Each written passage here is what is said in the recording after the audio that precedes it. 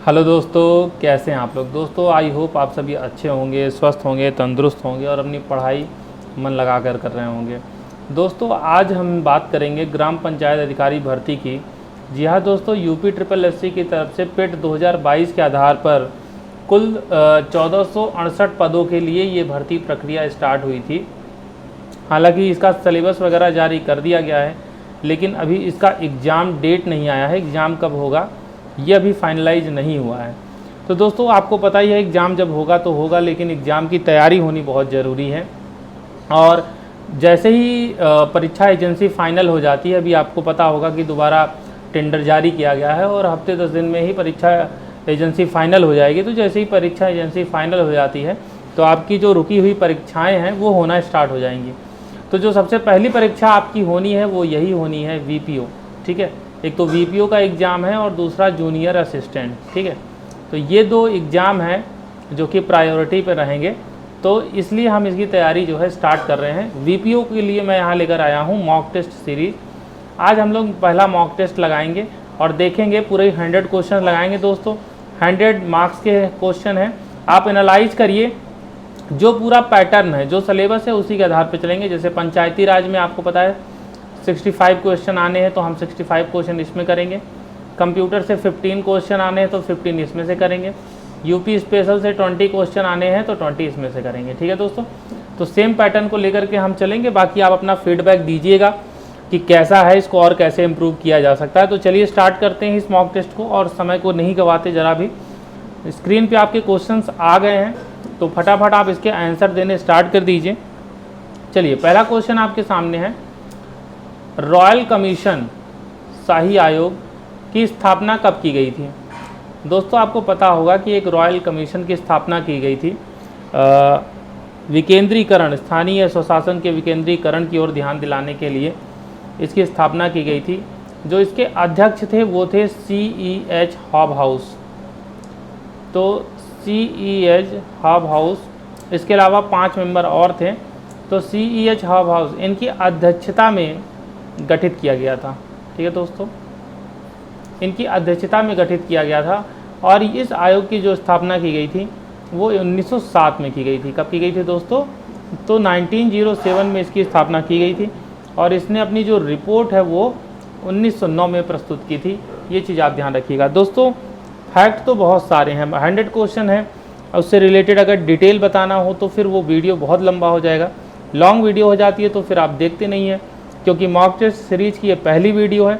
तो बहुत ज़्यादा फैक्ट पे बात नहीं करेंगे, बस इस चीज़ को देखेंगे कि हमारी तैयारी कितनी है। तो क्वेश्चन और उसका आंसर, और जहाँ तक पॉसिबल हो सके अगर कोई 1-2 फैक्ट है तो उसको देखेंगे। ठीक है दोस्तों, बाकी आप कमेंट करिएगा। अगर आप चाहते हैं कि बहुत ज़्यादा एक्सप्लेन करके हर एक ऑप्शन को एक्सप्लेन किया जाए तो वो भी किया जाएगा। ठीक है दोस्तों, चलिए क्वेश्चन नंबर 2 पे आते हैं। क्वेश्चन नंबर 2 आपके सामने है, निम्नलिखित में से किसने स्थानीय स्वशासन को भारत में लागू किया। तो स्थानीय स्वशासन को भारत में लागू करने वाला कौन था? लॉर्ड माउंटबेटन था, लॉर्ड रिपन था, लॉर्ड कैनिंग था या लॉर्ड मैकाले था? तो आपने याद कर रखा है, और जो आपने याद कर रखा है उसको लॉक कर दीजिए। वो नाम है लॉर्ड रिपन का। आपको पता है कि 1882 में लॉर्ड रिपन के प्रयासों से ये सारी चीज़ें संभव हो पाई थी। ठीक है, एक सन याद रखिएगा, 1882। ठीक है, और लोकल सेल्फ गवर्नमेंट की इन्होंने बात की थी। किसकी बात की थी? Sorry, local self government. ठीक है, लोकल सेल्फ गवर्नमेंट यानी स्थानीय स्वशासन की बात 1882 में सबसे पहले लॉर्ड रिपन द्वारा की गई थी। ठीक है दोस्तों, चलिए अगले क्वेश्चन की तरफ बढ़ते हैं। काउंट करते जाइएगा कितने आपके सही हो रहे हैं। तीसरा है क्वेश्चन नंबर 3, चोल अभिलेखों में, क्वेश्चन नंबर 3 है, चोल अभिलेखों में कितने प्रकार के ग्राम सभाओं का उल्लेख मिलता है। तो दोस्तों आपको बताना है कि जो चोल अभिलेख हैं उसमें कितने प्रकार के ग्राम सभाओं का उल्लेख आपको देखने को मिलता है। 4 प्रकार के, 3 प्रकार के, 5 प्रकार के या 2 प्रकार के। तो दोस्तों इसका जो सही आंसर होगा वो होगा बी वाला। जी हाँ दोस्तों, चोल अभिलेखों में 3 प्रकार के ग्राम सभाओं का उल्लेख आपको देखने को मिलता है, जिसमें अगर सबसे पहले आप बात करेंगे तो पहले होता है उर। ठीक है, दूसरे नंबर पे आती है सभा, और तीसरे नंबर पे आती है नगरम। ठीक है, तो ये 3 कैटेगरी आपको देखने को मिलती है। अगर आप उर की बात करें तो ये साधारण लोगों की सभा होती थी। सभा की बात करें जो दूसरे नंबर पे है, ये ब्राह्मणों की होती थी।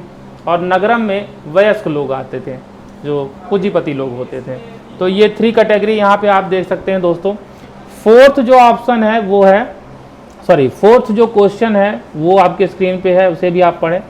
मुगल शासन व्यवस्था में गांव की जो परती भूमि होती है एवं चारागाह भूमि होती है, उस पर किसका अधिकार होता था?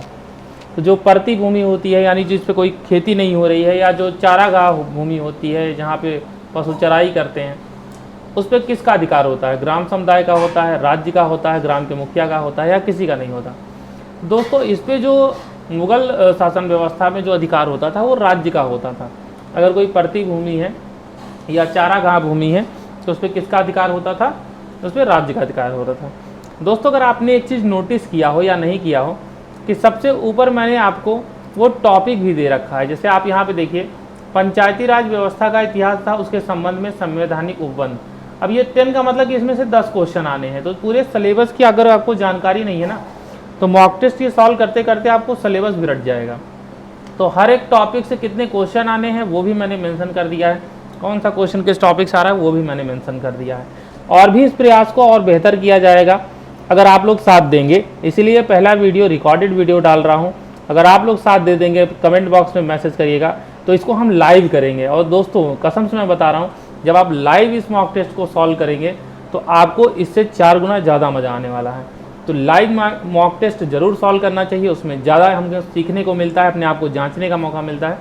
तो वो हो पाएगा अगर आप साथ देंगे। चलिए क्वेश्चन नंबर 5 की तरफ बढ़ते हैं। पंचायती राज में महिलाओं को 50% आरक्षण देने वाला पहला राज्य कौन बना है? ये क्वेश्चन बहुत इंपॉर्टेंट है कि पंचायती राज में महिलाओं को 50% आरक्षण देने वाला जो पहला स्टेट है इंडिया का, वो कौन है? तो दोस्तों वो है हमारे पलटू चाचा नीतीश कुमार का स्टेट बिहार। जी हाँ दोस्तों, बिहार जो है उसने सबसे पहले महिलाओं को पंचायतों में 50% का आरक्षण देने का काम किया। क्वेश्चन नंबर 6 पे आते हैं दोस्तों। क्वेश्चन नंबर 6 है सामुदायिक विकास कार्यक्रम, जिसे आप कम्युनिटी डेवलपमेंट प्रोग्राम या शॉर्टकट में CDP बोलते हैं। तो ये जो कम्युनिटी डेवलपमेंट प्रोग्राम है, ये जो CDP है, इसकी शुरुआत कब हुई थी ये आपको बतानी है। 1947 में हुई थी, 50 में हुई थी, 52 में हुई थी, या 51 में हुई थी? तो दोस्तों इसकी जो शुरुआत हुई थी वो हुई थी 1952 में। जी हाँ दोस्तों, CDP यानी कम्युनिटी डेवलपमेंट प्रोग्राम की जो शुरुआत हुई थी वो हुई थी 1952 में। और इसी के लिए अमेरिका के सहयोग से फिर आगे 1953 में राष्ट्रीय प्रसार सेवा,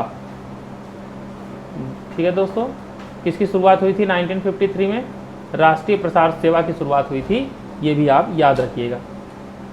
आइए आगे बढ़ते हैं। क्वेश्चन नंबर 7 आपके स्क्रीन पे है दोस्तों, फटाफट इसका आंसर करिए। सामुदायिक विकास कार्यक्रम के अंतर्गत निम्न में से कौन सा विषय शामिल नहीं था? यानी ये जो CDP की अभी हमने बात की, कम्युनिटी डेवलपमेंट प्रोग्राम 1952, ठीक है। हालांकि दोस्तों ये फेल हो गया था, आगे चर्चा करेंगे। ये फेल हो गया था, और क्यों फेल हो गया था अभी बात करते हैं, रीज़न तो बहुत सारे हैं, लेकिन ये प्रोग्राम फेल हो गया था इसीलिए आगे आप देखेंगे तो ये जो बलवंत राय मेहता समिति का गठन हुआ था, इसी की जांच करने के लिए हुआ था, ठीक है। तो सामुदायिक विकास कार्यक्रम के अंतर्गत निम्न में से कौन सा विषय शामिल नहीं था? चिकित्सा बिल्कुल था, स्वच्छता बिल्कुल रहेगा, रोजगार बिल्कुल था, लेकिन डिजिटलीकरण नहीं था। क्योंकि आप देखिए कब की बात हो रही है, ये बात हो रही है जब आप आज़ादी 47 में मिली है, उसके 4-5 साल की बात की बात हो रही है। उस समय कंप्यूटर तो आया भी नहीं था, तो डिजिटलीकरण कहाँ से आ जाएगा? तो ये बहुत ही इजी क्वेश्चन था, थोड़ा सा अगर आप IQ यूज करते तो बहुत आसानी से आंसर आ जाता। अब अगला जो क्वेश्चन है 8th वाला, बलवंत राय मेहता समिति की रिपोर्ट कब प्रस्तुत की गई थी? तो देखिए बलवंत राय मेहता, मैंने बताया ये समिति का जो गठन हुआ था, ये जो कम्युनिटी डेवलपमेंट प्रोग्राम 1952, फिर उसके लिए राष्ट्रीय प्रसार सेवा 1953, तो इनका जो फेलियर था, ये अपने लक्ष्यों को कहीं ना कहीं नहीं प्राप्त कर पाए, इसकी जांच के लिए किया गया था। तो इनका जो इन्होंने जो अपनी रिपोर्ट दी थी वो नवंबर 1957 में दी थी। 1957 को इन्होंने अपनी रिपोर्ट, नवंबर 1957 को अपनी रिपोर्ट प्रस्तुत की थी, जिसमें इन्होंने स्थानीय स्वशासन यानी पंचायती राज को 3 लेवल पे, ठीक है, पहला ग्राम लेवल पे, ग्राम पंचायत, फिर क्षेत्र पंचायत और फिर उसके बाद जिला पंचायत। तो ये जो तीन स्तरीय ग्राम पंचायत का फॉर्मूला है ये इन्हीं के द्वारा सुझाया गया था। ठीक है दोस्तों, चलिए आगे बढ़ते हैं। वर्ष 1985 में क्वेश्चन नंबर 9 देखिए दोस्तों, पढ़ रहा हूँ। वर्ष 1985 में योजना आयोग द्वारा, ये ध्यान दीजिएगा, इसमें क्या बोला जा रहा है कि 1985 में योजना आयोग द्वारा, अब तो योजना आयोग हट गया है, कब से हट गया है? 2015 से। 2015 से योजना आयोग की जगह अब हो गया है नीति आयोग। ठीक है, ये आपको पता होगा। तो अब लेकिन पहले योजना आयोग था। तो 1985 में योजना आयोग द्वारा ग्रामीण विकास एवं गरीबी उन्मूलन कार्यक्रम हेतु किस समिति का गठन किया गया था? तो ये समितियां बहुत इंपॉर्टेंट हैं, ठीक है ना। तो योजना आयोग द्वारा जो समिति बनाई गई थी 1985 में, वो थी GV.K. राव समिति। कौन सी समिति दोस्तों? वो थी GV.K. राव समिति। ठीक है ना। चलिए इसके अलावा आगे बढ़ते हैं, क्वेश्चन नंबर 10 की ओर चलते हैं। अब देखिए फैक्ट तो बहुत सारे हैं। LM सिंघवी समिति, PK थुंगन समिति, GV.K. में भी कई फैक्ट हैं। तो अगर पूरे फैक्ट डिस्कस करने लगेंगे तो वीडियो काफ़ी लंबी हो जाएगी, इसलिए मैंने आपको पहले ही बता दिया कि बहुत ज़्यादा फैक्ट हम लोग क्यों नहीं डिस्कस कर रहे हैं।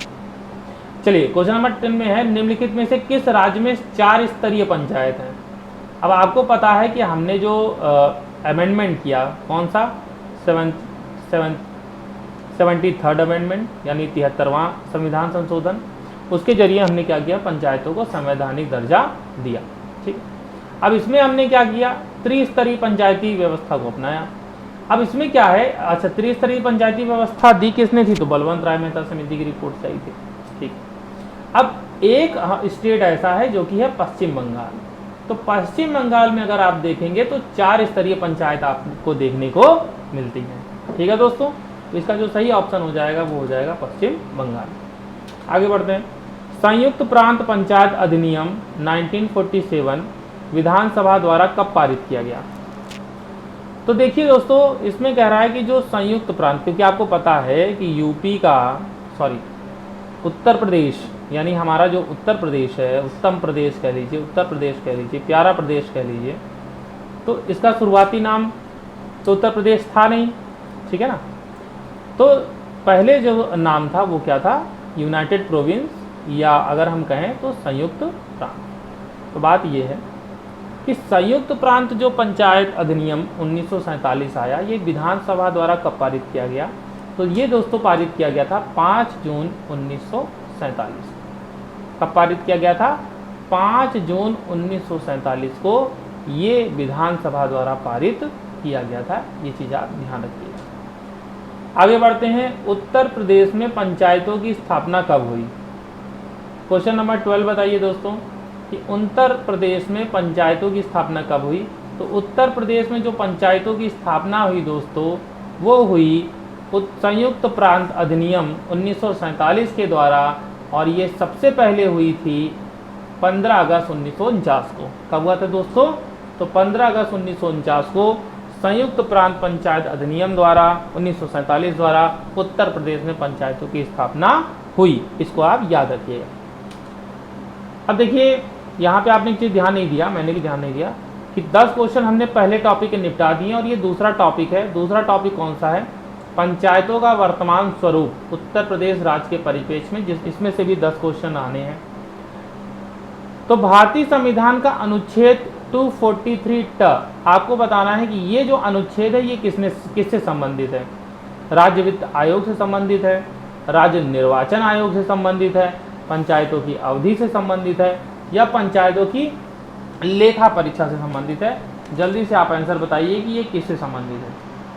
तो देखिए दोस्तों, अगर हम बात करें तो ये राज्य निर्वाचन आयोग 243 जो है ये राज्य निर्वाचन आयोग से संबंधित है।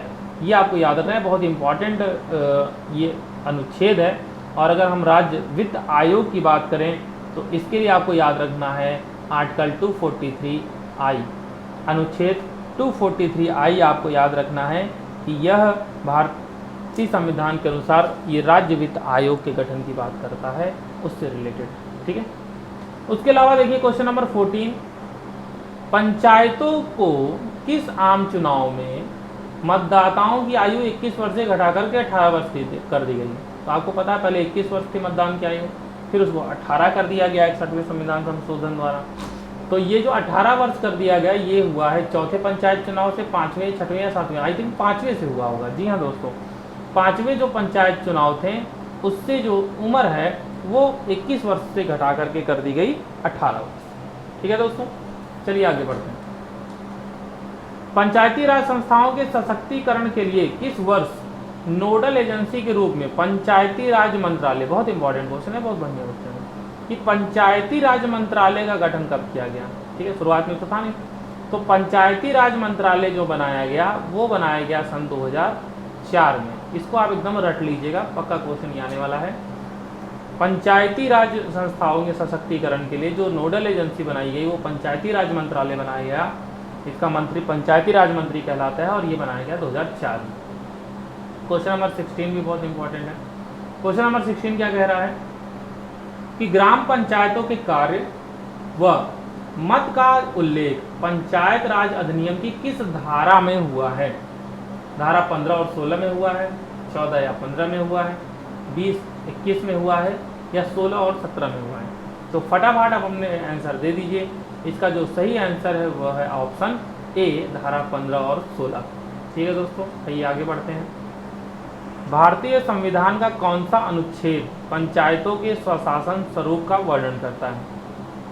तो आपको ये बताना है कि जो भारतीय संविधान का अनुच्छेद है पंचायतों के स्वशासन के स्वरूप है, यानी किस प्रकार से पंचायतों का स्वशासन होगा उसके स्वरूप का जो वर्णन करता है वो कौन सा अनुच्छेद करता है? तो इसके लिए आपको याद कर लेना है अनुच्छेद 243(6).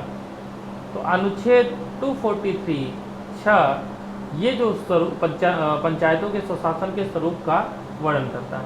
क्वेश्चन नंबर 18 पे आइए। मध्यवर्ती स्तर पर, जिला स्तर पर किसी पंचायत के अध्यक्ष का निर्वाचन किसके द्वारा किया जाता है? तो बताइए, मध्यवर्ती स्तर पर या जिला स्तर पर अगर पंचायत के अध्यक्ष का निर्वाचन करना है तो कैसे होगा? ग्राम पंचायत के सदस्य करेंगे, ग्राम पंचायत के अध्यक्ष करेंगे, या निर्वाचित सदस्य अपने में से ही कर लेंगे? तो आपको पता होगा कि त्रिस्तरीय जो पंचायत व्यवस्था है उसमें क्षेत्र पंचायत और जिला पंचायत के लिए जो सदस्य निर्वाचित होते हैं वो अपने में से ही अध्यक्ष का चुनाव कर लेते हैं। तो निर्वाचित जो सदस्य होंगे उनके द्वारा अपने में से ही उनका चुनाव कर लिया जाता है। क्वेश्चन नंबर 19 में आते हैं।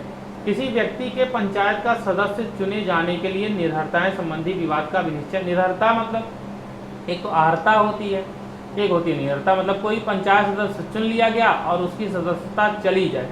ठीक है, तो सदस्यता जाने संबंधी जो विवाद है इसका अभिनिश्चय कौन कर सकता है? राज्यपाल करेगा, राज्य निर्वाचन आयोग करेगा, जिलाधिकारी करेगा, या विधानमंडल द्वारा नियुक्त कोई प्राधिकारी करेगा?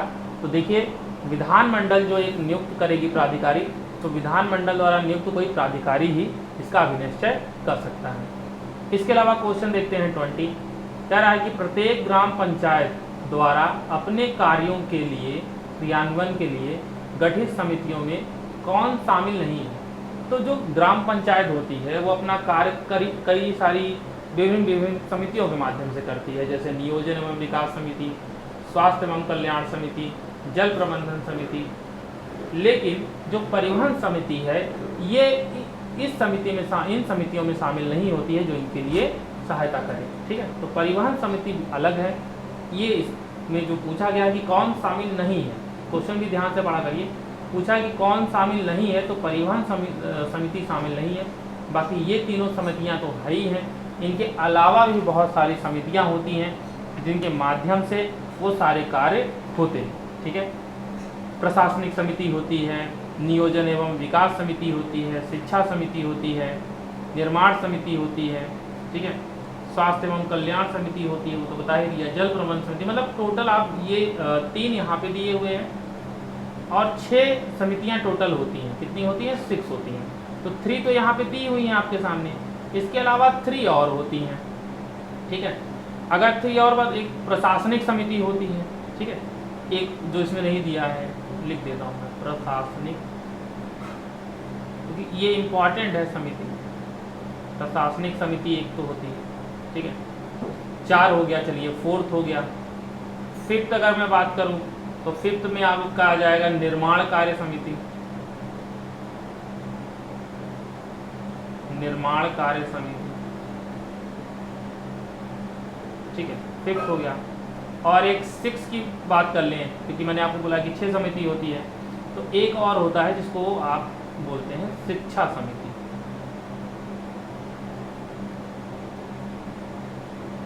तो ये 6 समितियां हैं, प्रशासनिक समिति, निर्माण कार्य समिति, शिक्षा समिति, नियोजन एवं विकास समिति, स्वास्थ्य एवं कल्याण समिति और जल प्रबंधन समिति। तो 6 समितियां हैं जिनके माध्यम से कार्य होता है। तो आप देख सकते हैं कि 6 में परिवहन समिति तो है नहीं, तो इसका मतलब इसका सही ऑप्शन हो जाएगा परिवहन समिति। ठीक, आगे बढ़ सकते हैं। चलिए, तो दोस्तों आगे अगर देखें तो ये 20 क्वेश्चन हमारे कंप्लीट हो गए हैं।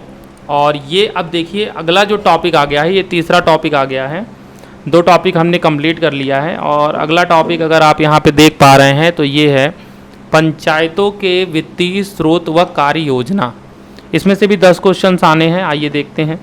क्वेश्चन नंबर पहला है 21 है, पंचायतों को कर, शुल्क, पथकर और फीस लगाने एकत्र करने का अधिकार प्रदान करने के लिए विधि द्वारा किसके द्वारा बनाई जा सकती है। यानी पंचायतों को कोई नया कर लगाना है, पंचायतें क्या कर लेंगी, क्या नहीं लेंगी, क्या शुल्क लेंगी, रोड टैक्स, मतलब इसके लिए विधि कौन बनाएगा। तो विधि बनाने का काम किसका होता है? विधि बनाने का काम होता है लेजिस्लेचर यानी विधानमंडल का।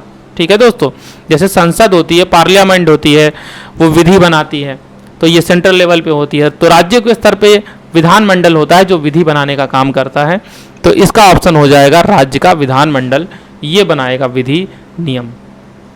फिर आती है बात क्वेश्चन नंबर 22 की कि पंचायतों द्वारा लेखे रखे जाने और ऐसे लेखाओं की संपरीक्षा कराने के लिए उपबंध किसके द्वारा किया जा सकता है। मतलब जो भी अकाउंट्स है पंचायतों द्वारा उसको लेखे अकाउंट्स को रखे जाने और ऐसे अकाउंट्स की संपरीक्षा ऑडिट करने के लिए जो उपबंध किया जाता है वो उपबंध भी राज्य विधानमंडल द्वारा किया जाता है। ठीक है दोस्तों, क्वेश्चन नंबर 23 देखिए आप, निम्न में से कौन सा शुल्क ग्राम पंचायत द्वारा नहीं लगाया जाता। अब नहीं पूछा यानी कौन सा शुल्क नहीं लगाएगी। जल शुल्क, जल शुल्क बिल्कुल लगा सकती है। सड़कों की सफाई के लिए कर बिल्कुल लगा सकती है। शौचालय एवं नालियों को सफाई के लिए बिल्कुल लगा सकती है। लेकिन स्टाम्प शुल्क दोस्तों नहीं लगा सकती, क्योंकि ये राज्य सरकार लगाती है, ये पंचायतें नहीं लगा सकती। ये कौन लगा सकता है? ये राज्य सरकार लगा सकता है। तो स्टाम्प शुल्क जो है वो पंचायत नहीं लगाया जाता, पंचायत द्वारा नहीं लगाया जाता। अगला ये भू राजस्व पर किसके द्वारा कर लगाया जाता है। अब ये बताइए भू राजस्व, तो भू राजस्व पर कर कौन लगाएगा। ठीक है, मतलब आप कह सकते जैसे हाउस टैक्स आप बोल दिए, तो भू राजस्व पे टैक्स लगाएगा ग्राम पंचायत। ठीक है ना, क्योंकि ग्राम पंचायत के अंतर्गत वो भूमि है, आती है उसका अधिकार। तो भू राजस्व पर कर कौन लगाएगा? ग्राम पंचायत लगाएगा। ठीक है, ग्राम पंचायत की अनुमानित प्राप्तियों और व्यय का विवरण उसकी बैठक में किस प्रकार के बहुमत से पारित किया जाता है। जैसे ग्राम पंचायत की बैठक हुई तो कितना उनको पैसा मिला, कितना उन्होंने खर्च किया। ठीक है, तो इसका जो प्रस्ताव है वो किस बहुमत से पारित किया जाएगा? साधारण बहुमत से, विशेष बहुमत से, प्रभावी बहुमत से या पूर्ण बहुमत से? तो एक साधारण बहुमत से इसे जो है पारित किया जाता है, बहुत ज़्यादा तामझाम नहीं करना होता। ठीक है, 10 लोग बैठे हो, हाथ उठवा लो, हाँ भाई ठीक है, हाँ ठीक है, सब हो जाता है ऐसे। 26 देखिए क्वेश्चन नंबर 26, राज्य वित्त आयोग का गठन किसके द्वारा किया जाता है। अब देखिए ये इंपॉर्टेंट है, राज्य वित्त आयोग। ठीक है, किसकी बात कर रहा है? राज्य वित्त आयोग। और इसके लिए मैंने आपको बताया था एक आर्टिकल, अनुच्छेद क्या बताया था? अनुच्छेद 243I। कौन सा अनुच्छेद बताया था अभी? तो अनुच्छेद बताया था 243I, याद रखिएगा। तो राज्य वित्त आयोग का जो गठन है वो किसके द्वारा दोस्तों किया जाता है? तो वो किया जाता है राज्य के राज्यपाल द्वारा। किसके द्वारा गठन किया जाता है? राज्य के राज्यपाल द्वारा। और केंद्रीय वित्त आयोग का गठन किसके द्वारा किया जाता है? अगर पूछ ले कभी तो केंद्रीय वित्त आयोग का गठन राष्ट्रपति के द्वारा किया जाता है, ये आप याद रखिएगा। ठीक है, क्वेश्चन नंबर 27, उत्तर प्रदेश राज्य का पहला वित्त आयोग कब गठित किया गया था। तो उत्तर प्रदेश राज्य का पहला वित्त आयोग कब गठित किया गया होगा? तो आप आइडिया लगा लीजिए कि 1993 में तो संविधान संशोधन किया आया, यानी जो 73rd अमेंडमेंट एक्ट हुआ तो ये 1993 में हुआ। इसके बाद ही तो पंचायतों को आपने संवैधानिक दर्जा दिया। क्यों? इसके बाद ही तो आपने संवैधानिक दर्जा दिया, उससे पहले तो दिया ही नहीं। तो जाहिर सी बात है उसके बाद ही हुआ होगा। तो उसके बाद कब हुआ था? उसके बाद हुआ था 1994 में, उससे पहले तो होने का कोई सवाल ही नहीं है। तो 1994 में उत्तर प्रदेश राज्य का पहला वित्त आयोग गठित किया गया था। राज्य वित्त आयोग का सदस्य अपना त्यागपत्र किसे सौंपता है? अब ये इंपॉर्टेंट है कि भाई अगर कोई राज्य वित्त आयोग का सदस्य है, ठीक है, और उसको रिजाइन करना है तो वो त्यागपत्र किसे देगा? ठीक है, राज्यपाल को देगा, मुख्यमंत्री को देगा, विधानमंडल को देगा या राष्ट्रपति को देगा? तो देखिए राज्यों में क्या होता है, राज्यपाल का पोस्ट काफी ऊपर होता है, तो अगर उसे अपने त्यागपत्र देना है तो वो राज्यपाल को दे करके जाएगा। ठीक है दोस्तों, अब बात आती है अगला जो क्वेश्चन है 29, वो जरा आप समझिएगा। 28, 29 ध्यान से, अब 29 ध्यान से देखिए। अब क्या कह रहा है कि राज्य वित्त आयोग के अध्यक्ष को हटाने का अधिकार किसको है? अब अगर वित्त आयोग के अध्यक्ष को हटाना है, भाई उसको अगर राज्य वित्त गठन करना है वित्त आयोग का तो राज्यपाल करता है। उसके अलावा अगर सदस्य कोई जाना चाहे, रिजाइन करना चाहे तो राज्यपाल को वो देता है। लेकिन अगर राज्य वित्त आयोग के अध्यक्ष को हटाने की बात करें तो ये पावर राज्यपाल के पास नहीं होती है। ये चीज़ ध्यान रखिएगा कि फ्लो में आप लगा के चले आए। ये पावर दरअसल होती है केवल राष्ट्रपति के पास। किसके पास होती है दोस्तों? तो ये होती है राष्ट्रपति, प्रेसिडेंट के पास होती है। ये राज्यपाल के पास पावर नहीं होती है, इसको आप चीज़ ध्यान रखिएगा। चलिए क्वेश्चन नंबर 30 देखते हैं, 3 टॉपिक कंप्लीट हो जाएगा। केंद्रीय वित्त आयोग का गठन प्रत्येक वर्ष किसके द्वारा किया जाता है? तो अभी मैंने आपको बताया कि जो केंद्रीय राज्य वित्त आयोग राज्यपाल, केंद्रीय वित्त आयोग राष्ट्रपति, तो राष्ट्रपति यानी बी ऑप्शन इसका सही हो जाएगा। तो ये देखिए 3 टॉपिक आपने कंप्लीट कर लिया। 30 में आप जल्दी से कमेंट कर दीजिए कितने क्वेश्चन आपके सही हुए। उसके बाद अगला जो टॉपिक है वो है पंचायती राज व्यवस्था को सशक्त करने के उपाय। देखिए हो सकता है कुछ लोगों की तैयारी अच्छी हो, 30 में 30 सही हो, किसी का 25 सही हो, किसी का 20 सही हो, किसी का 15 सही हो सकता है किसी का 10 ही सही हो या वो भी सही ना हो। तो मॉक टेस्ट ये कराने का मतलब यही है कि आपको पता चले कि आपकी तैयारी किस तरीके से है, जिससे कि अभी भी हमारे पास करीब अगर एजेंसी फाइनल होती है तो करीब 2 महीने का समय मिल जाएगा, ना 2 महीने तो 45 दिन का समय तो मिल ही जाएगा।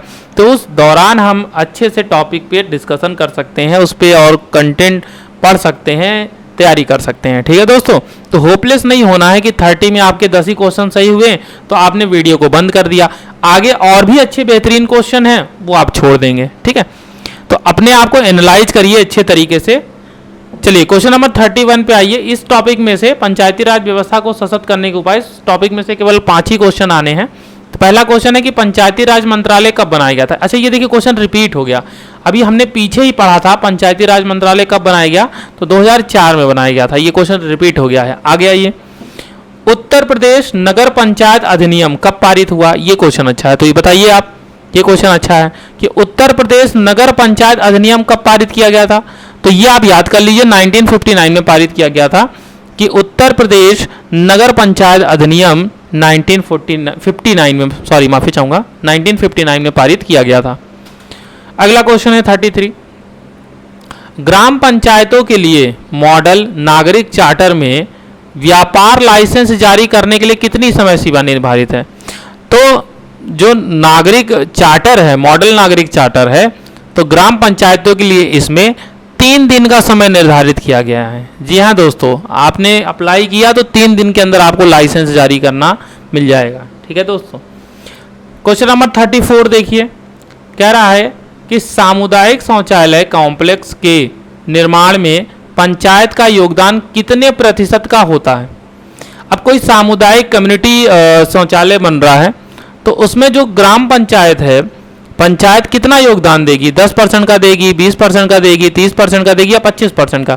तो देखिए इसमें जो ग्राम पंचायत का योगदान होता है वो केवल 20% का होता है। ठीक है दोस्तों, अब इस टॉपिक का अगला आखिरी क्वेश्चन है, गांव में किसी व्यक्ति के साथ अगर कोई दुर्घटना घटित हो जाए तो उसे मुआवजा दिलाने के लिए दस्तावेज संबंधी सहयोग कौन करता है। देखिए यहाँ पे सहयोग की बात की जा रही है, तो सहयोग करने का काम, तो आपने वेब सीरीज तो देखी होगी पंचायत, तो पंचायत में हमारे सचिव जी थे जो कि आप लोग बनेंगे अब आगे चल करके सचिव जी। तो ये सचिव जी तो आप लोग हैं, ठीक है ना, जो आप लोग ये वीडियो देख रहे हैं आप लोग सचिव बनने जा रहे हैं, तो ये तो आप लोग हैं। अब आप लोग की सहायता करने के लिए याद करिए पंचायत OTT में जो वेब सीरीज थी उसमें कौन था? विकास। विकास याद है? विकास, पंचायत सहायक। तो वो पंचायत सहायक क्या करता है? वो सचिव जी की सहायता ही तो करता था। तो ऐसे आप लोग जब सचिव बन जाएंगे तो आपको भी ऐसे कोई विकास मिलेगा। अब मतलब वो उसका नाम तो कुछ और ही होगा, लेकिन वो क्या होगा? वो पंचायत सहायक होगा जो आपकी सहायता करेगा। क्या करेगा? आपकी सहायता करेगा। तो इसका सही ऑप्शन हो गया पंचायत सहायक। चलिए अब अगला जो टॉपिक है ये बहुत इंपॉर्टेंट है। क्यों इंपॉर्टेंट है? आप देख लीजिए, ग्रामीण विकास योजना एवं कार्यक्रम। 20 क्वेश्चन इसमें से आने हैं, 20 नंबर आपको इसमें से मिलने वाला है। तो अगले 20 क्वेश्चन के लिए आप पूरी तरीके से तैयार हो जाइए।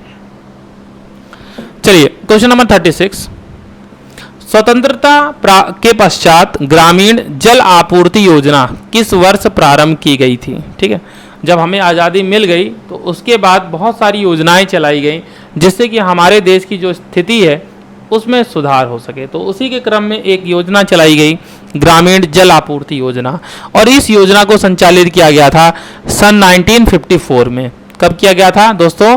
तो 1954 में इस योजना को प्रारंभ किया गया था, ग्रामीण जल आपूर्ति योजना। लिख लीजिएगा आप। निम्न कार्यक्रमों एवं योजनाओं में से किसका सुमेलन सही नहीं है? देखिए आजकल नहीं वाले सवाल ज़्यादा पूछे जाते हैं, तो कौन सही मैच नहीं करता ये बताना है। सघन कृषि विकास कार्यक्रम 1961, सामुदायिक विकास कार्यक्रम 1952, कमांड एरिया विकास कार्यक्रम 1974, ग्रामीण स्वास्थ्य सेवा 1954। तो मुझे तो ये डी वाला लग रहा है गड़बड़। हाँ, डी वाला ही गड़बड़ है। ग्रामीण स्वास्थ्य सेवा 1954, ये गलत मैचिंग यहाँ पे हुआ है। अब ग्रामीण स्वास्थ्य सेवा देखिए एग्जैक्ट तो नहीं याद है, लेकिन मैं एक तुक्का मार सकता हूँ, 1952 है क्या? नहीं, 1952 में तो सीडीपी। एक बार आप देख लीजिएगा, इसको सर्च कर लीजिएगा कि इसका सही आंसर क्या है। ठीक है, क्योंकि मेरे दिमाग में अभी आ नहीं रहा है कि इसका सही क्या है। हालांकि ये गलत ही मैच है, तो 1954 तो होगा नहीं, तो कुछ और ही होगा। एक बार आप देख जरूर लीजिएगा, ठीक है, और मुझे भी कमेंट बॉक्स में बता दीजिएगा, जैसे कि मुझे भी पता चल जाए कि इसका सही आंसर क्या है। सघन कृषि विकास कार्यक्रम कब शुरू किया गया था? चलिए दोस्तों बताइए जल्दी से कमेंट में कि सघन कृषि विकास कार्यक्रम कब शुरू किया गया था? 1962 में, 1963 में, या 1966, 60 में, या 61 में? तो देखिए दोस्तों, ये शुरू किया गया था वर्ष 1961 में, सघन कृषि विकास कार्यक्रम। बहुत ये सब हॉट क्वेश्चन हैं, हॉट टॉपिक्स हैं, इसमें से क्वेश्चन आते ही आते हैं। तो अभी बेसिक क्वेश्चन ले रहे हैं, जैसे जैसे मॉक टेस्ट 1, 2, 3, 4 बढ़ता जाएगा, इसमें और हम डीप चलते चले जाएंगे। अगला क्वेश्चन ये भी बहुत इंपॉर्टेंट है, प्रधानमंत्री सहज बिजली हर घर योजना, सौभाग्य योजना के नाम से आप जानते हैं। तो ये जो सौभाग्य योजना है ये कब शुरू किया गया था? शुरू तो 2017 में किया गया। अच्छा, ये सारे डेट सेम हो गए। अच्छा हाँ, ये अंतर है। देखिए सितंबर में शुरू हुआ था, 2017 में शुरू हुआ था, ये तो इसमें कंफर्म कर दे रहा है, लेकिन कितनी बारीकी से देखिए इसमें चेंज कर दिया गया। एक 24 है, 23 है, 22 है, 25 है। अब आपने बहुत ज़्यादा रटा होगा तो सितंबर रट लिया होगा, और भी ज़्यादा रटा होगा 2017 सितंबर, इतना ही तो रट लिया होगा। अब यहाँ पर तो डेट में ही फर्क है।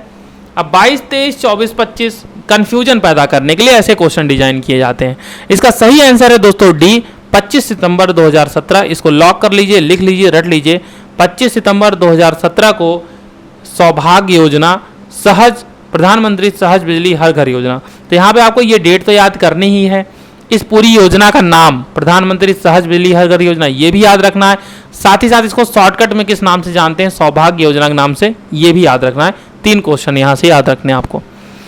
क्वेश्चन नंबर 40 पे आइए। राष्ट्रीय ग्रामीण रोजगार कार्यक्रम किस पंचवर्षीय योजना में चलाया गया था? तो ये जो राष्ट्रीय ग्रामीण रोजगार कार्यक्रम है ये किस पंचवर्षीय में चलाया गया था? 6वीं में, 7वीं में, 5वीं में, या 4थी में? जल्दी बताइए। इसका सही ऑप्शन है 6वीं पंचवर्षीय योजना में। यानी रोजगार की दृष्टि दिक्कत हमेशा ही रही है, ऐसा नहीं है कि रोजगार की दिक्कत अभी ही आई है। अगर आप देखेंगे, एनालाइज करेंगे तो रोजगार की दिक्कत हमेशा से ही रही है। पहले थोड़ी जनसंख्या कम थी, लोग खेती होती पे ज़्यादा फोकस करते थे। अब क्या है, अब कोई खेती तो करना नहीं चाहता, ठीक है। तो रोजगार की दिक्कत अभी ज़्यादा बढ़ गई है, बेरोजगारी अभी ज़्यादा हो गई है। इसीलिए आपको मन लगा के पढ़ना है। और ये 1468 जो भर्ती है इसमें अपनी एक सीट फिक्स कर लेनी है, ठीक है। आपको एक सीट अपनी फिक्स कर लेनी है। अच्छा, जो लोग भैया लोग कहीं सेलेक्ट हो गए हैं वो भैया लोग सीट खराब नहीं करेंगे, ठीक है। किसी का कैरियर बन जाए, भविष्य खतरे में मत डालिएगा।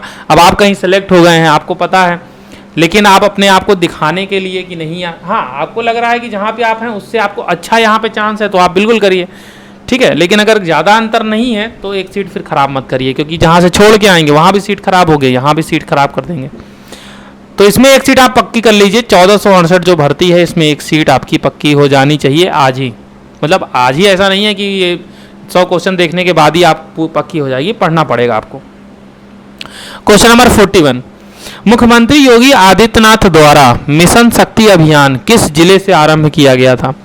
तो योगी आदित्यनाथ जी ने जो ये मिशन शक्ति प्रारंभ किया था, ये कहाँ से? मिशन शक्ति मतलब मिशन शक्ति कहीं भी आ जाए तो महिलाओं से रिलेटेड है, तो बलरामपुर, श्रावस्ती, बहराइच या गोंडा, तो ये स्टार्ट किया था बलरामपुर से। कहाँ से स्टार्ट किया था दोस्तों?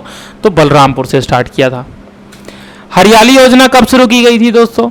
तो हरियाली जो ये योजना है, नाम तो हरियाली योजना है लेकिन इसका संबंध जल प्रबंधन से है। ये मत सोच लीजिएगा कि पेड़ पौधा लगाना है, जल प्रबंधन से रिलेटेड है, ठीक है।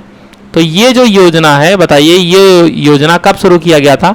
तो ये योजना दोस्तों शुरू की गई थी 2003 में, जनवरी 2003 में हरियाली योजना शुरू की गई थी।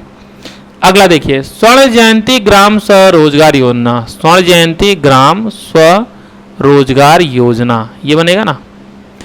तो स्वर्ण जयंती ग्राम स्वरोजगार योजना का जो नया नाम है वो आपको बताना है। सारी योजनाओं के शॉर्ट फॉर्म भी आप जरूर जानते रहा करिए, बहुत पूछे जा रहे हैं।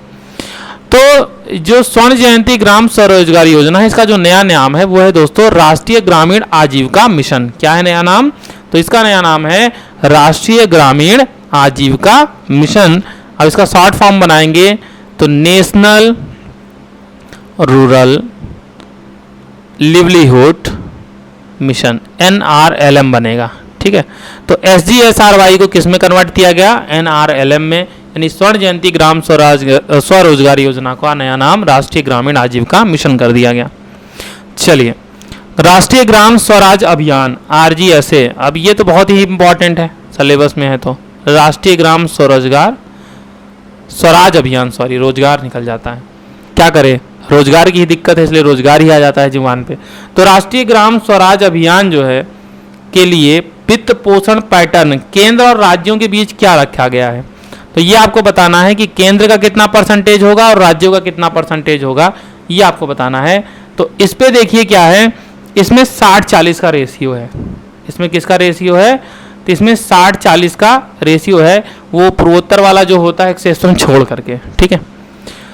प्रधानमंत्री ग्राम सड़क योजना किस मंत्रालय द्वारा संचालित की जा रही है? ठीक है ना। अच्छा, ये भी बहुत इंपॉर्टेंट है, अटल बिहारी वाजपेयी जी द्वारा ये ड्रीम प्रोजेक्ट शुरू किया गया था, प्रधानमंत्री ग्राम सड़क योजना PMGSY, और बहुत ज़्यादा फ़ायदा हुआ है सड़कों को लेकर के इससे। तो ये जो है ये काम सड़क परिवहन मंत्रालय या गृह मंत्रालय, रक्षा मंत्रालय का नहीं है, ये ग्रामीण विकास मंत्रालय का है, क्योंकि गांव की सड़क बनानी है, हाईवे नहीं बनाना है, ठीक है। तो गांव की सड़क बनानी है तो प्रधानमंत्री ग्राम सड़क योजना ग्रामीण विकास मंत्रालय के अंतर्गत आती है। चलिए, ग्रामीण विकास विभाग की स्थापना किस वर्ष हुई थी? हाँ, ये भी देखिए बहुत बढ़िया क्वेश्चन है। अभी पंचायती राज मंत्रालय आपने देखा था, तो पंचायती राज मंत्रालय आपने कब स्थापना किया था? 2004 में, लेकिन उससे पहले ग्रामीण विकास विभाग था। ग्रामीण विकास विभाग की स्थापना कब हुई थी? तो इसकी स्थापना हुई थी 1974 में, ठीक है।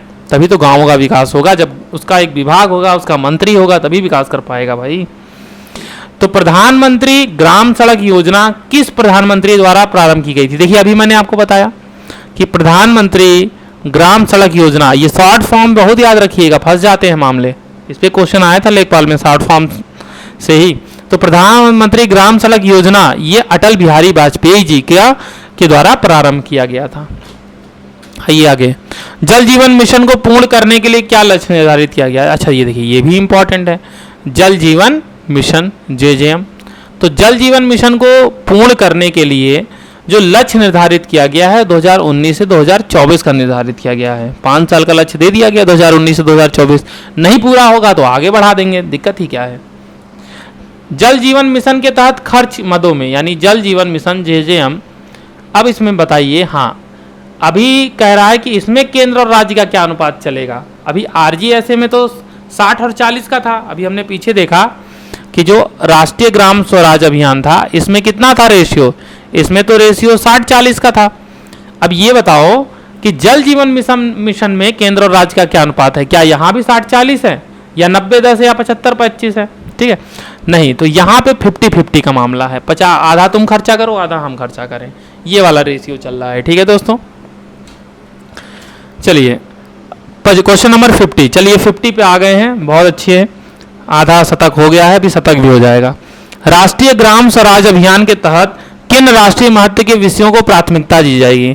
तो कहना ये है दोस्तों कि जो ये RGS है राष्ट्रीय ग्राम स्वराज अभियान, इसके तहत गांवों में गरीबी मुक्त और उन्नत आजीविका, बिल्कुल सही। स्वच्छ एवं हरा भरा गांव, बिल्कुल। गांवों में आत्मनिर्भर बुनियादी ढांचा, बिल्कुल, ये तो काम है ही है इसका। और सामाजिक रूप से सुरक्षित गांव, बिल्कुल सुरक्षित तो करना ही है। तो इसमें तो चारों ऑप्शन सही हैं, तो चारों, इसका मतलब डी सही होना चाहिए, यानी ये सारे विषयों को प्राथमिकता दी गई है राष्ट्रीय ग्राम स्वराज अभियान के तहत। ठीक है दोस्तों, बिल्कुल डी ऑप्शन इसका सही हो जाएगा। अच्छा, स्वच्छ भारत मिशन कब शुरू किया गया ये बताइए। स्वच्छ भारत मिशन अभी देखिए कल ही बीता है 2 अक्टूबर, महात्मा गांधी जी की जयंती पे शुरू किया गया था 2 अक्टूबर। और कब हुआ था? जब पहली बार नरेंद्र मोदी जी, माननीय प्रधानमंत्री नरेंद्र मोदी जी की सरकार बनी थी, बीजेपी सरकार। तो 2 अक्टूबर 2014 को स्वच्छ भारत मिशन का चरण 1 स्टार्ट किया गया था। ठीक है, सबको झाड़ू पकड़ा दिए थे, सब लोग रोड पे पहले कचरा गिराते थे, फिर उसको साफ करते थे। चलिए 52 देखिए, स्वच्छ भारत अभियान ग्रामीण के लिए कौन सा मंत्रालय जिम्मेदार है? अच्छा, ये बताना है, सीधे सीधे पूछना ये है कि ये जो स्वच्छ भारत अभियान है, ठीक है ना, ये जो SBM है, SBY है, स्वच्छ भारत अभियान, ये कौन सा मंत्रालय चला रहा है? तो भाई स्वच्छता मंत्रालय ही होगा, जल शक्ति मंत्रालय, पेयजल और स्वच्छता विभाग, यही विभाग चलाएगा। और कौन चलाएगा? बाकी लोगों के क्या मतलब है, इन्हीं को चलाने दो, स्वच्छता विभाग जब बने हैं तो चलाएं यही। चलिए, जननी सुरक्षा योजना, जननी सुरक्षा योजना, तो जननी सुरक्षा योजना को कब स्टार्ट किया गया था ये बताना था। जननी मतलब जो गर्भवती महिलाएं होती हैं उनकी सुरक्षा से रिलेटेड ये योजना थी। तो ये किस वर्ष प्रारंभ की गई थी? ये 2005 में प्रारंभ की गई थी, ये आपको याद रखना है। चलिए, आयुष्मान कार्ड आप लोग बन गया होगा, बन गया है तो ये बताइए कि आयुष्मान भारत योजना जो है वो शुरू कब किया गया था? तो ये जो आयुष्मान भारत योजना है इसको कब शुरू किया था? 2017 में, 18 में, 19 में, 20 में? तो 19 में था चुनाव, ठीक है, तो चुनाव से पहले ही हुआ था। तो चुनाव से पहले कब हुआ होगा? 18 में हुआ होगा, ठीक है, क्योंकि बड़ी घोषणाएं जो होती हैं ना चुनाव के आसपास ही होती हैं, चुनाव से 1 साल पहले शुरू हो जाती हैं घोषणाएं, और खूब बम्पर घोषणाएं होती हैं। किसी दिन ये भी घोषणा हो जाए, हालांकि हमारे यहाँ पेपरों में घोषणा होती है जब चुनाव बीत जाता है, और जब चुनाव में सरकार को थोड़ा बहुत झटका लग जाता है तब पेपर में घोषणा होती है कि इतने लाख लोग, इतने हजार लोगों को नौकरी मिल गई, सबको रोजगार घर घर से बुला के दिया जा रहा है। तो बस पेपर में हमारे यहाँ रोजगार मिलता है, कुछ ऐसी योजना आ जाए कि सबको रोजगार मिल जाए। हाँ, सबको तो सरकारी नौकरी पॉसिबल नहीं है, लेकिन जो काबिल है उनको सरकारी नौकरी, और बाकी लोग को एक सम्मानित रोजगार। ठीक है, ये नहीं कि पकौड़े तलो, ये कोई रोजगार थोड़ी हुआ। ठीक है दोस्तों, उत्तर प्रदेश सरकार द्वारा किसान मित्र योजना कब शुरू किया गया था? तो किसान मित्र योजना आपको रट गया होगा, कई बार आप पढ़ चुके हो, 2001 में स्टार्ट हुआ था, बाकी डेट देख लो 18 जून 2001। ठीक है, ग्राम सभा की बैठकों के बारे में सूचना कौन जारी करता है? भाई ग्राम सभा की बैठक करानी है तो ग्राम सभा की जो बैठक होती है, 2 लोग इंपॉर्टेंट होते हैं, ग्राम प्रधान, एक ग्राम सचिव, जिसको पंचायत सेक्रेटरी बोलते हैं। तो ग्राम प्रधान जो है बैठक की अध्यक्षता करता है, तो सूचना जारी करने का काम होता है पंचायत सेक्रेटरी का, तो सचिव जी करते हैं सूचना जारी। तो जब आप सचिव जी बन जाएंगे तो आपका भी काम यही रहेगा, बैठकों की, मतलब यही नहीं रहेगा, इसके अलावा बहुत सारे काम हैं, लेकिन एक काम आपका ये भी रहेगा। चलिए, ग्राम पंचायत अधिकारियों के, अच्छा ये देखिए यहाँ से एक चीज़ और स्टार्ट हो गया है, ग्राम पंचायत अधिकारियों की ग्रामीण क्षेत्रों के विकास में भूमिका, यानी आखिरी 10 क्वेश्चन आपके पंचायती राज, यानी 65 में से आखिरी 10 क्वेश्चन रह गए हैं, ध्यान से थोड़ा। चलिए 57, पंचायत सहायक ग्राम पंचायत सचिव की सहायता करता है। तो ग्राम पंचायत सहायक यानी विकास जी क्या क्या सहायता करेंगे आपकी?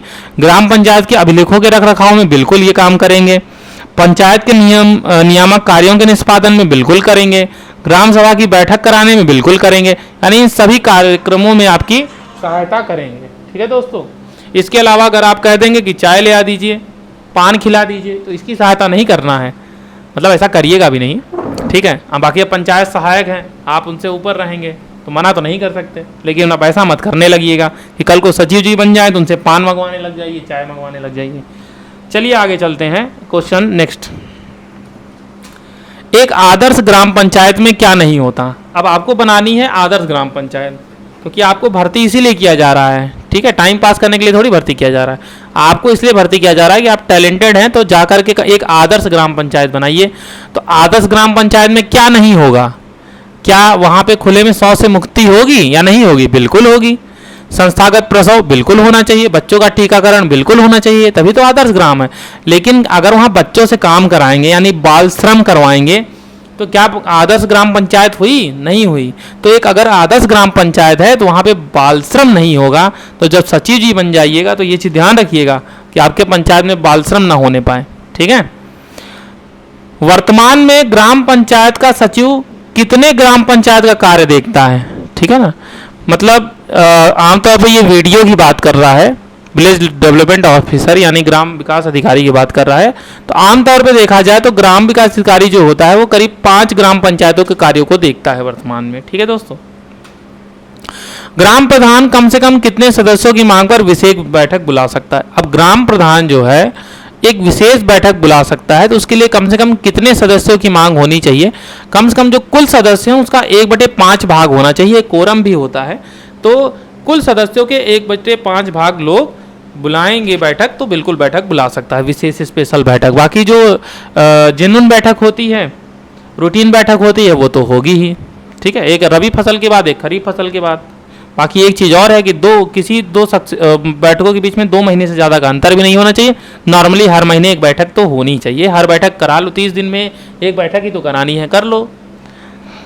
तो 61 देखिए, ग्राम पंचायत के प्रथम बैठक का आयोजन कब किया जाता है? अब नई नई ग्राम पंचायत का गठन हुआ तो उसकी जो प्रथम बैठक होगी यानी जो फर्स्ट मीटिंग होगी बहुत इंपॉर्टेंट होगी, तो वो कब होगा? गठन के दिन ही हो जाएगा, या पंचायत के गठन के 7 दिन के अंदर होगा, या ग्राम पंचायत के 30 दिन के? तो तुरंत नहीं बैठक हो जाता, 30 दिन का समय लगता, मतलब 30 दिन के अंदर हो जाना चाहिए। ठीक है, 30 दिन से ज़्यादा नहीं होना चाहिए। नई ग्राम पंचायत जब भी गठित होती है तो उसके 30 दिन के अंदर पहली बैठक जरूर हो जानी चाहिए, इस बात का ध्यान रखिएगा आप लोग। 62 पे आते हैं। ग्राम पंचायत की भूमि प्रबंधक समिति का अध्यक्ष कौन होता है? अब ग्राम पंचायत की जो भूमि है प्रबंधक समिति है, इसका जो अध्यक्ष होता है वो आप ही होते हैं। कौन होता है? पंचायत सचिव। यहाँ पे आपका नाम लिखना है, यहाँ पे फिल इन द ब्लैंक छोड़ दे रहा हूँ, अपना नाम लिख लीजिएगा। ठीक है, यहाँ पर आप लोग अपना नाम, आप लिख दे रहा हूँ, आप लोग हैं, तो यहाँ पे आप अपना नाम लिख दीजिएगा पंचायत सचिव के आगे, तो आप ही लोग रहेंगे। लेकिन एक बात अगर पूछ ले कि अध्यक्ष तो आप हो गए, तो फिर भूमि प्रबंधक समिति जो बनेगी इसका सचिव कौन होगा? अध्यक्ष तो आप बन जाएंगे, तो जो लेखपाल होगा ना दोस्तों, ये बनेगा सचिव। तो अब यहाँ का लेखपाल होगा वो भूमि प्रबंधक समिति का बनेगा सचिव, और आप बनेंगे अध्यक्ष, बहुत मौज काटेंगे। तो एक न्याय पंचायत में कम से कम कितने सदस्य होते हैं? अब ये देखिए बहुत इंपॉर्टेंट चीज़, अब ग्रामीण क्षेत्र में जा ही रहे हैं तो सब जानकारी रख के जाइए कि एक न्याय पंचायत में कम से कम कितने सदस्य होंगे। तो कम से कम 10 सदस्य होंगे। अब ज़्यादा से ज़्यादा कितने होंगे? तो ज़्यादा से ज़्यादा 25 हो लेंगे। ठीक है, तो मिनिमम कितने होंगे? तो मिनिमम 10 होंगे। मैक्सिमम कितने होंगे? तो 25 होंगे। ये रेशियो याद रखिए तो कोई दिक्कत नहीं आएगी। 64 देखिए, ग्राम पंचायत अधिकारी में उच्च अधिकारी कौन होता है? अच्छा, आपसे उच्च अधिकारी कौन होता है? जो ब्लॉक स्तर पर रहते हुए कार्य करता है। ब्लॉक स्तर पे 3 स्तर है ना, एक तो जिला स्तर है, डिस्ट्रिक्ट लेवल है, फिर क्षेत्र पंचायत आता है, ब्लॉक स्तर, फिर उसके बाद ग्राम पंचायत स्तर। तो यहाँ पे आप हैं, यहाँ पे आप लोग हैं, आप लोग से मतलब वही पंचायत सचिव से है। आपके ऊपर फिर ब्लॉक स्तर पर अगर बात करें तो एडीओ होता है, एडीओ पंचायत। कौन होता है? एडीओ पंचायत। उनसे भी ऊपर कौन होते हैं? तो फिर डीपीआरओ बोला जाता है। क्या बोला जाता है? डीपीआरओ। डीपीआरओ जिला स्तर पे होते हैं। ठीक है, तो कौन होगा? एडीओ पंचायत, आपके ऊपर ब्लॉक स्तर पे।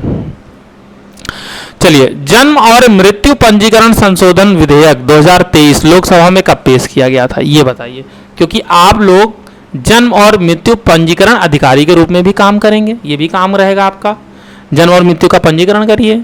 तो ये जो संशोधन विधेयक लोकसभा में पेश किया गया 2023 में, तो कब किया गया है? 26 जुलाई 2023 को। कब किया गया दोस्तों? 26 जुलाई 2023 को ये विधेयक पेश किया गया है। एक बार पढ़ लीजिएगा इसके बारे में। चलिए, ये तो हुआ भाई हमारा ग्राम पंचायत कंप्लीट। तो ये आप पहले बताइए कमेंट करके कि 65 में से आपने कितना सही किया, क्योंकि ये जो ग्राम विकास विभाग का, क्योंकि आप 65 नंबर देखिए वेटेज इसी का है, मेन आपका यही है। तो इसमें आपने कितना स्कोर किया? अगर इसमें आपने अच्छा स्कोर कर लिया तो आगे बहुत अच्छे चांसेस हो जाते हैं। अब यहाँ से स्टार्ट होता है कंप्यूटर एवं सूचना प्रौद्योगिकी। तो कंप्यूटर एवं सूचना प्रौद्योगिकी, इंफॉर्मेशन टेक्नोलॉजी के 15 क्वेश्चन आने हैं। कितने क्वेश्चन आने हैं दोस्तों? तो 15 क्वेश्चन आने हैं। आइए जल्दी से इन 15 क्वेश्चन को हम डिस्कस कर लेते हैं। पहला है, प्राइमरी मेमोरी को क्या कहते हैं? भी कहते हैं, मतलब प्राइमरी मेमोरी का एक दूसरा नाम भी होगा। क्या उसको कैसे मेमोरी कहा जाता है, सेल मेमोरी कहा जाता है, या मेन मेमोरी कहा जाता है? प्राइमरी मेमोरी है, तो जब प्राइमरी मेमोरी है तो उसको आप मेन मेमोरी बोलो। क्या बोलो? मेन। जो प्राइमरी होता है वो मेन होता है, ठीक है ना। जैसे आपके घर में कोई आएगा तो सबसे पहले किससे मिलेगा? अब जो सबसे पहले जिससे मिलेगा वही मेन होगा, और जिससे बाद में मिलेगा वो समझ लो ऐसे ही है। तो आइए आगे बढ़ते हैं। निम्नलिखित में से कौन आईओटी यानी इंटरनेट ऑन थिंग्स, आईओटी के मुख्य कंपोनेंट है? तो आईओटी के मुख्य कंपोनेंट कौन होंगे? सेंसर। भाई सेंसर रहेगा तभी तो आईओटी आप चलाएंगे, इंटरनेट से सारी चीज़ें सेंसर से ही तो चलाएंगे। कनेक्टिविटी भी होनी चाहिए। जब कनेक्टिविटी ही नहीं रहेगा, डाटा प्रोसेसिंग ही नहीं रहेगा, तो फिर डब्बा लेके रिमोट लेंगे, करेंगे क्या आप? मान लीजिए आपको मोबाइल से एसी चलानी है, तो जब वो सेंसर से पकड़ेगा, तरंगे पकड़ेगा, कनेक्टिविटी होगी, अब पता चला आपके मोबाइल में कनेक्टिविटी ही नहीं आ रही है, डाटा प्रोसेस ही नहीं हो पा रहा है, ना सेंसर है, यानी तीनों चीज़ की ज़रूरत पड़ेगी भाई, तभी आपका हो पाएगा। अगला क्वेश्चन देखिए, सीडी रोम निम्नलिखित में से किसका उदाहरण है? CD ROM compact disc read only memory, ये ऑप्टिकल डिस्क का एक एग्जाम्पल है। किसका एग्जाम्पल है? ऑप्टिकल डिस्क का। देखिए, कंप्यूटर में अगर आप लोग को दिक्कत है तो आप मुझे बताइए। हमारे साथ एक सर जुड़े हुए हैं, रवि सर, तो बहुत ही टैलेंटेड सर हैं, और ये आपका थ्योरी क्लास ले लेंगे, ठीक है ना। देखिए, ये प्रैक्टिकल तो हम करा देंगे, लेकिन अगर आपकी थ्योरी कंप्लीट नहीं है तो रवि सर से हम जो है थ्योरी क्लास आपकी कंप्लीट करा देंगे। बहुत गजब का आपको ये कंप्यूटर पढ़ाएंगे, ठीक है, बहुत एक्सपर्ट हैं। तो पैराग्राफ, स्टाइल्स और एडिटिंग, लेकिन ये कमेंट में आपको बताना पड़ेगा कि हाँ हमें थ्योरी क्लास चाहिए कंप्यूटर की, तब तो हो पाएगा। पैराग्राफ, स्टाइल और एडिटिंग किस टाइप के अंतर्गत आता है? अब भाई पैराग्राफ, स्टाइल और एडिटिंग अगर आपने कभी किया हो तो ये होम टाइप के अंतर्गत आता है। होम में ही सब कुछ रहता है, पैराग्राफ, स्टाइल, एडिटिंग सब रहता है, सब करिए। तो कभी कर लीजिए, हमेशा के लिए याद हो जाएगा। स्टार्ट मेनू का कौन सा विकल्प वर्तमान उपयोगकर्ता का सत्र समाप्त कर देता है? अब भाई आप स्टार्ट मेनू में आप जाएंगे, अगर उसमें गलती से आपने लॉग ऑफ दबा दिया तो लॉग ऑफ का मतलब बंद हो जाएगा, तो जब बंद हो जाएगा तो आपका सत्र खत्म हो जाएगा। तो लॉग ऑफ मत दबाइएगा, ये चीज़ ध्यान रखिएगा। एयरक्राफ्ट कंट्रोल सिस्टम, अरे बाप रे, अब भाई एयरक्राफ्ट कंट्रोल सिस्टम है, एयरक्राफ्ट आप चला रहे हैं, प्लेन चला रहे हैं, ये रहा प्लेन। प्लेन लग रहा है कि नहीं लग रहा है? पता नहीं क्या बन गया ये तो। चलिए, प्लेन बनाना था, कुछ और ही बन गया। तो प्लेन में कौन सा ऑपरेटिंग सिस्टम यूज होता है? Hard real time system, soft real time system, time sharing या मल्टी यूजर? तो मल्टी यूजर से काम नहीं बनेगा, टाइम भी शेयर नहीं करना। और सॉफ्ट रियल टाइम से मतलब नहीं है, ऐसा थोड़ी है कि अभी सिग्नल भेजा है 4 दिन बाद मिले, नहीं। Hard real time operating system चाहिए, एकदम कोई भी गैप ना हो, कोई भी बैकलॉग ना हो, एकदम तुरंत का तुरंत। नहीं तो एयरक्राफ्ट जाने को बरमूडा पहुंच जाएगा कहीं और। अरे बरमूडा ट्रायंगल की यात्रा करने भेजना है ना भाई। चलिए अगले क्वेश्चन की तरफ। मोबाइल वॉलेट बडी ऐप किसके द्वारा लॉन्च की गई है? अच्छा ये बताइए, मोबाइल वॉलेट बडी ऐप, बहुत सारे वॉलेट आप यूज करते हैं, तो ये मुझे बताइए कि ये जो बडी ऐप है ये किसका है? कोई बता सकता है? SBI का है, HDFC का है, RBI का है या NPCI का है? तो ये दोस्तों है SBI का है, ठीक है, स्टेट बैंक ऑफ इंडिया, सबसे स्लो बैंक नहीं यार, बड़ा बैंक है भाई, स्लो क्यों है? लंच इन लोग का कभी ख़त्म नहीं होता, तो उसमें इनकी क्या गलती है? चलिए 73, प्रथम पीढ़ी के कंप्यूटर में किसका उपयोग करके प्रोग्रामिंग की जाती थी? जो फर्स्ट जनरेशन का कंप्यूटर था। तो भाई कोई चीज़ फर्स्ट जनरेशन की है तो ज़्यादा इंप्रूव होगी नहीं, तो उसमें कौन सी भाषा यूज किया जाता था प्रोग्रामिंग करने के लिए? असेंबली भाषा, मशीनी भाषा, सोर्स कोड या ऑब्जेक्ट कोड? तो भाई शुरू में मशीनी तो बनाए होगे, तो मशीनी भाषा का प्रयोग कर लो, क्यों इतना उड़ रहे हो? हाँ दोस्तों, तो शुरुआत में यानी जो फर्स्ट जनरेशन के कंप्यूटर थे उसमें मशीनी भाषा का यानी मशीन लैंग्वेज का प्रयोग किया जाता था। आजकल तो हाई लेवल लैंग्वेज यूज होती है। यदि कोई उपयोगकर्ता सीपीयू में उपलब्ध जानकारी को तुरंत प्राप्त करना चाहे तो इसे कहाँ स्टोर किया जाना चाहिए? देखिए इसमें अगर ऑप्शन कैसे मेमोरी आता है तो कैसे मेमोरी आप कर देते हैं, लेकिन कैसे मेमोरी इसमें ऑप्शन नहीं है। तो जो इंटरनल रैम होता है उसमें भी कई तो इसका सही ऑप्शन आपको रैम लगाना है, ठीक है। ऑप्शन पे भी कई बार डिपेंड करता है क्या सही आंसर होगा, ठीक है। वैसे होता कैसे मेमोरी है। एक कंप्यूटर बूट नहीं हो सकता अगर उसमें क्या ना हो। अब बूटिंग करनी है आपको, ठीक है ना, क्या करनी है? बूटिंग। तो बूटिंग भी दो तरह की होती है, वार्म बूटिंग, कोल्ड बूटिंग। ये आप हमें बताइएगा, हमको ज़्यादा कंप्यूटर नहीं आता, कमेंट बॉक्स में बताइएगा क्या होता है वार्म बूटिंग और क्या होता है कोल्ड बूटिंग। लेकिन बूटिंग करनी है आपको तो आपके पास क्या होना चाहिए? कंपाइलर, लोडर, ऑपरेटिंग सिस्टम या असेंबलर। तो आपके पास होना चाहिए ऑपरेटिंग सिस्टम। ऑपरेटिंग सिस्टम नहीं है तो क्या बूट वूट नहीं कर पाएंगे भाई, ऑपरेटिंग सिस्टम जरूरी है। यह एक प्रकार का प्रिंटर है जो एक साथ कई कार्बन कॉपी प्रिंट कर सकता है। अब प्रिंटर से भी सवाल बहुत आते हैं, कई तरह के प्रिंटर होते हैं, इम्पैक्ट प्रिंटर है, लेजर प्रिंटर है, इंकजेट प्रिंटर है। लेकिन जो इम्पैक्ट प्रिंटर होता है ना, ये एक साथ कई कार्बन कॉपी प्रिंट कर सकता है, ये इसकी खासियत होती है। MS वर्ड के टेक्स्ट स्टाइलिंग फीचर। तो MS वर्ड आपने कभी यूज किया हो तो कभी जब आपने कंप्यूटर सबसे पहले सीखा होगा तो MS वर्ड में सबसे पहले आपने यही किया होगा। वहाँ जाके आप टाइपिंग नहीं सीखने लगे होंगे, सबसे पहले आपने उसमें वर्ड आर्ट ओपन किया होगा और अलग अलग डिजाइन से बड़ा बड़ा अक्षर बना करके उसको खूब सजाया होगा, ठीक है ना। तो उसको याद करिए जो किए हैं। वर्ड आर्ट क्या होता है? वो वर्ड आर्ट उसे बोलते हैं। उसमें अलग अलग 3D में, बड़े में, कोई चपटे में अलग अलग डिजाइन से बने रहते हैं टेक्स्ट। तो सबसे पहले MS वर्ड में लोग उसी की प्रैक्टिस करने लगते हैं, और कुछ तो आता नहीं है, वही सरल होता है वही करते हैं। तो लाइनेक्स जो है ऑपरेटिंग सिस्टम की बात कर रहा है। लाइनेक्स किसकी बात कर रहा है? लाइनेक्स। तो लाइनेक्स जो आप, ये गलत लिख दिया क्या भाई? तो जो लाइनेक्स ऑपरेटिंग सिस्टम है ये कितने बिट वाला सिस्टम है? 8, 32, 116। तो ये 32 बिट वाला सिस्टम है, ये आपको याद रखना है, ठीक है। प्रत्येक डिस्क के लिए निम्न में से कौन सी डायरेक्टरी आवश्यक है? हर डिस्क के लिए कौन सी डायरेक्टरी आवश्यक है? Root directory, base directory, sub directory या केस डायरेक्टरी? केस डायरेक्टरी क्या करोगे? रूट डायरेक्टरी की जरूरत है ना, क्योंकि रूट मतलब रास्ता, वहां तक पहुंचना है। तो हर डिस्क तक पहुंचने के लिए रूट डायरेक्टरी होनी चाहिए कि आप वहां से पहुंचेंगे कैसे, ठीक है। MS वर्ड माइक्रोसॉफ्ट द्वारा विकसित वर्ड प्रोसेसर है, हमें भी पता है। MS वर्ड में वर्तनी की जांच की सुविधा किस टाइप के अंतर्गत आती है, ठीक है। अब आपको चेक करना है कि भाई जो आपने लिखा है सही लिखा है, उसमें कुछ गड़बड़ी तो नहीं हो गया है, ठीक है ना। तो बात ये है स्पेलिंग और ग्रामर वाला ऑप्शन कैसे आता है, मैं आपको बता देता हूँ। F7 की दबा दिया अगर ये आ जाता है। अब आप F7 की इसमें आंसर ही नहीं है, तो फाइल में आएगा, होम में आएगा, इंसर्ट में आएगा, रिव्यू में आएगा। रिव्यू में जाइए, वहाँ पे आपको मिल जाएगा स्पेलिंग और ग्रामर, चेक कर लीजिए अपनी वर्तनी। नहीं तो F7 दबा के देख लीजिए, उससे भी आ जाता है, दोनों से काम हो जाता है। तो ये तो आपका कंप्यूटर कंप्लीट हो गया। आप कमेंट करके बताइए कि कंप्यूटर में आपने 15 में कितना स्कोर किया और टोटल अभी तक 80 में आपने कितना स्कोर किया, ठीक है। आप करिए कमेंट और हम बढ़ते हैं अगले क्वेश्चन की तरफ।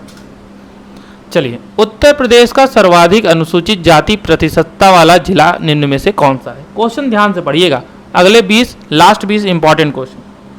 कह रहा है सर्वाधिक अनुसूचित यानी SC की बात कर रहा है दोस्तों, अनुसूचित जनजाति नहीं है, अनुसूचित जाति है, यानी SC पॉपुलेशन की बात कर रहा है कि सबसे ज्यादा। अब यहाँ पे प्रतिशतता की बात कर रहा है, यानी परसेंटेज के आधार पर। अब आप रटे क्या हैं? जो रटे हैं वो यहाँ पे है ही नहीं, क्योंकि आप तो रटे हैं कौशाम्बी। रटे हैं कि नहीं रटे हैं? आपने तो रट रखा है कौशाम्बी कि कौशाम्बी है सबसे ज्यादा। अब कौशाम्बी ऑप्शन में नहीं है, तो कौशाम्बी नहीं है तो ऑप्शन में देखिए कि इन 4 ऑप्शन में कौन है। कौशाम्बी भूल जाइए, अब देखिए हरदोई, उन्नाव, सीतापुर और रायबरेली, अगर इन चारों में कंपेयर करना है तो सबसे ज़्यादा अगर अनुसूचित जाति प्रतिशतता है तो कहाँ होगी, वो होगी सीतापुर में। ठीक है, लेकिन अगर पॉपुलेशन के आधार पे देखा जाए तो सबसे ज़्यादा अनुसूचित जाति सीतापुर में ही है। तो अगर प्रतिशतता ना होता और सर्वाधिक पूछता तो भी सीतापुर आंसर हो जाता, लेकिन प्रतिशतता पूछा है, कौशाम्बी ऑप्शन में नहीं है, तो भी सीतापुर ही ऑप्शन होगा। लेकिन अगर ऑप्शन में कौशाम्बी होता तो कौशाम्बी हो जाता है आंसर सही। तो लड़ने मत लगिएगा कमेंट बॉक्स में मुझसे, मैंने बता दिया कि कौशाम्बी ऑप्शन में नहीं है, इसलिए सीतापुर होगा। तो उत्तर प्रदेश के लखनऊ में स्थित भातखंडे संगीत संस्थान, ये बताइए कि ये जो भातखंडे संगीत संस्थान है, शुरुआत में इसकी स्थापना मॉरिस कॉलेज के नाम से हुई थी, तो इसको डीम्ड यूनिवर्सिटी का दर्जा दिया गया था। तो डीम्ड यूनिवर्सिटी यानी डीम्ड विश्वविद्यालय का दर्जा दिया कब गया था, तो 2000 में दिया गया था। चलो ठीक है, 24 अक्टूबर को दिया गया था, ये भी ठीक है। अब ये बताओ सितंबर में दिया गया था, अक्टूबर में कि नवंबर में कि दिसंबर में? देखो हो गया ना खेल।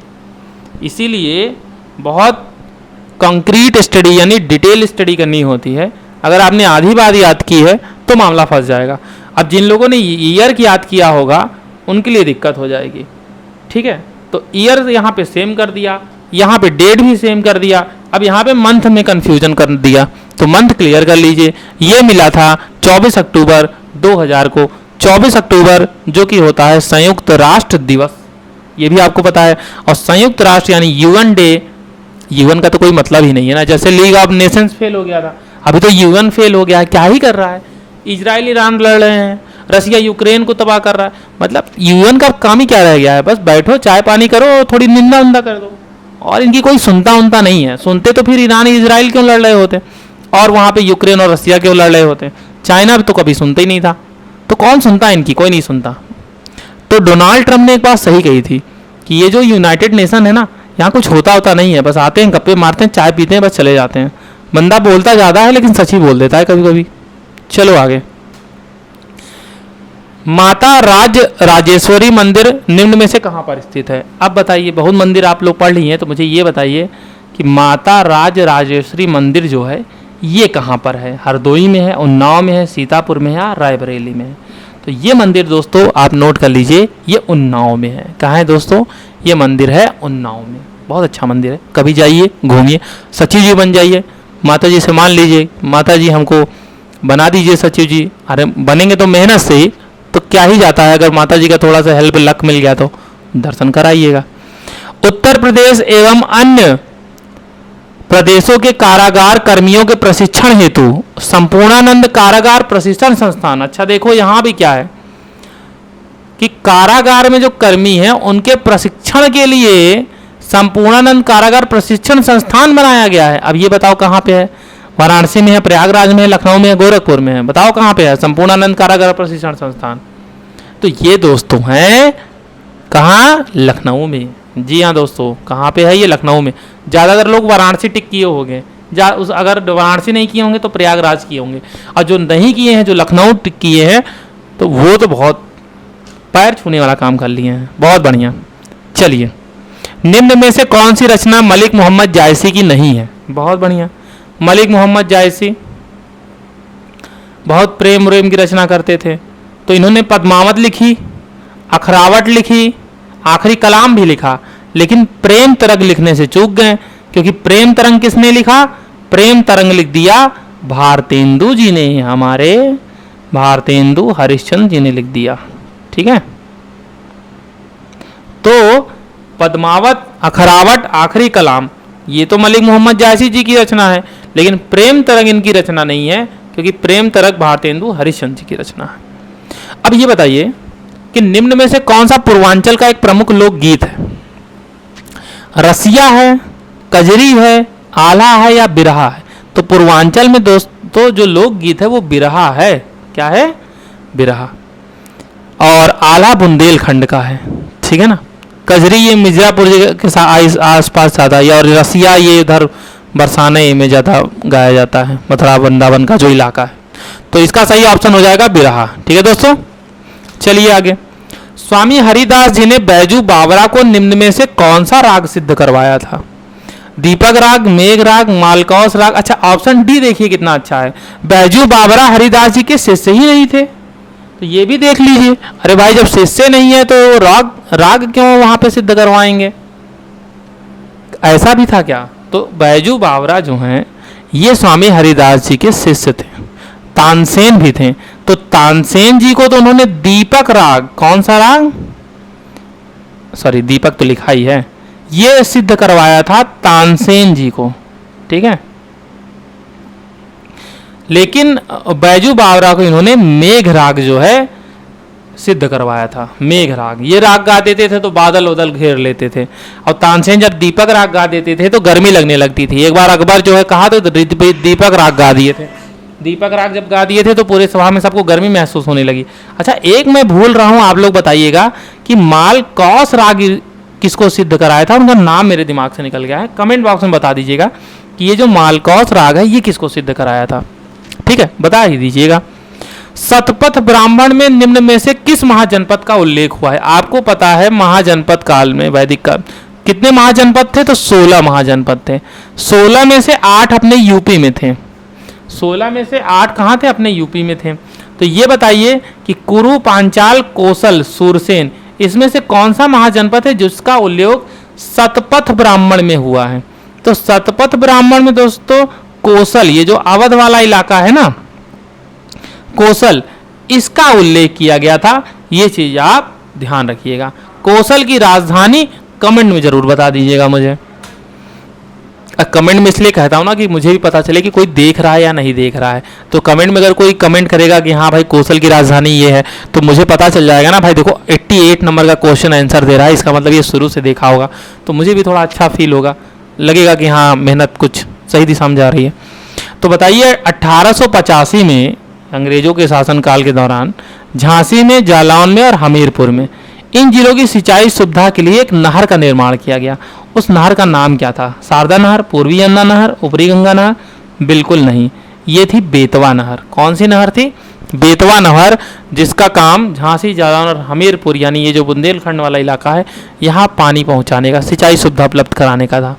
अच्छा ये बताइए कि कौन सी अनुसूचित जनजाति है? अनुसूचित जनजाति मतलब एसटी, शेड्यूल्ड ट्राइब्स, जो कि इस्लाम धर्म का पालन करती है, हिंदू धर्म नहीं मानती भाई, इस्लाम धर्म। अच्छा थारू जनजाति, ये तो दीपावली को शोक पर्व के रूप में बनाते हैं, यूपी की सबसे ज़्यादा जनसंख्या वाली जनजाति है। बुक्सा, बिजनौर। अच्छा एक महिगीर जो जनजाति है ना, ये इस्लाम धर्म का, ये भी बिजनौर में पाई जाती है। कहाँ पाई जाती है ज़्यादातर? बिजनौर। तो ये भी जो है, इस महिगीर जनजाति की खास बात यह है कि ये इस्लाम धर्म का पालन करते हैं, ठीक है। और इनका जो व्यवसाय है मछली उत्पादन, मतलब मछली वाला काम ये करते हैं, उसी पे डिपेंडेंट है।